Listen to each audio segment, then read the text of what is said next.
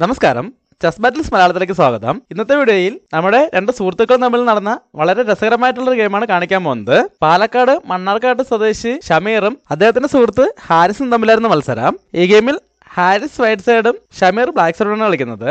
White E4 മുതൽ game start ചെയ്യുന്നു. Black E6 move ചെയ്യുന്നു. ഫ്രഞ്ച് ഡിഫൻസ് ആണ്. വൈറ്റ് D4 മൂവ് ചെയ്യുന്നു. ബ്ലാക്ക് D5 മൂവ് ചെയ്യുന്നു. ഇത് ഫ്രഞ്ച് ഡിഫൻസിന്റെ നോർമൽ വേരിയേഷൻ ആണ്. വൈറ്റിന് ഇപ്പോൾ വേണമെങ്കിൽ പോൺ വെച്ച് പോൺ എടുത്തുകൊണ്ട് എക്സ്ചേഞ്ച് വേരിയേഷനിലേക്ക് പോകാം. എന്നാൽ വൈറ്റ് അത് ചെയ്യുന്നില്ല. പകരം നൈറ്റിനെ C3ലേക്ക് ഡെവലപ്പ് ചെയ്തുകൊണ്ട് അറ്റാക്കുള്ള പോണിന് ഒരു സപ്പോർട്ട് കൊടുക്കുന്നു. ബ്ലാക്ക് ഇവിടെ ഒരു എക്സ്ചേഞ്ചിലേക്ക് പോവാണ്.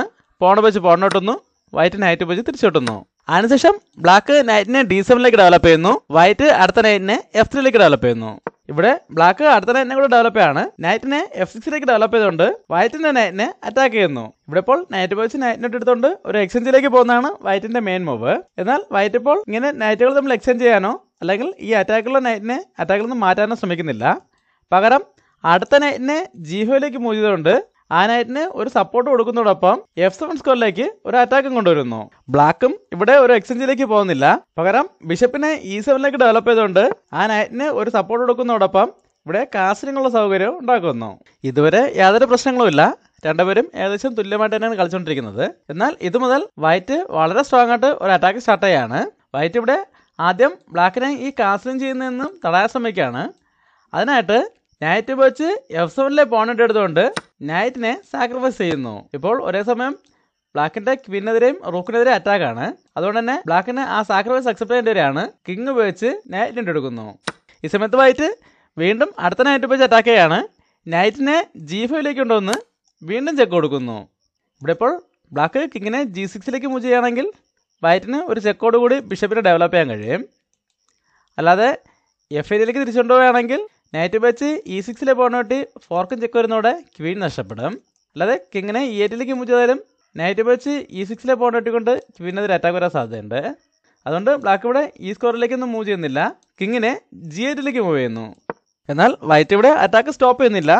അടുത്തായി നൈറ്റ് വെച്ച് E6ലെ പോണോട്ടി എടുത്തുകൊണ്ട് ബ്ലാക്കിൻ്റെ ക്വീനെ അറ്റാക്ക് ചെയ്യുന്നു.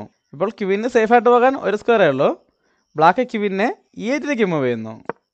ഇതോടെ വൈറ്റിന് ഗെയിമിൽ വ്യക്തമായൊരു മുൻതൂക്കം കിട്ടിയിട്ടുണ്ട്. എന്നാൽ ഇവിടെ വൈറ്റിൻ്റെ ഒരു പീസ് മാത്രമേ ഡെവലപ്പ് ആയിട്ടുള്ളൂ. വൈറ്റ് ഇപ്പോഴും മറ്റ് പീസുകൾ ഡെവലപ്പ് ചെയ്യാനോ കിങ്ങിനെ സേഫ് ആക്കാനോ ഒന്നും ശ്രമിക്കുന്നില്ല. വൈറ്റിന് മുന്നിൽ ഇപ്പോൾ അറ്റാക്ക് ചെയ്യുക എന്നൊരു ലക്ഷ്യം മാത്രമേ ഉള്ളൂ. വൈറ്റിനിവിടെ ഇപ്പോൾ ബ്ലാക്കിൻ്റെ ക്വീനെയും റൂക്കിനെയും ഫോർക്കാൻ ഒരു അവസരമുണ്ട്. അതുകൊണ്ട് തന്നെ വൈറ്റ് ആ അറ്റാക്ക് പറ്റിയതിന് മുന്നോട്ട് പോവുകയാണ്. നൈറ്റ് ഉപയോഗിച്ച് C7ലെ പോയിന്റ് എടുത്തുകൊണ്ട് ബ്ലാക്കിൻ്റെ ക്വീനെയും റൂക്കിനെയും ഫോർക്ക് ചെയ്യുന്നു.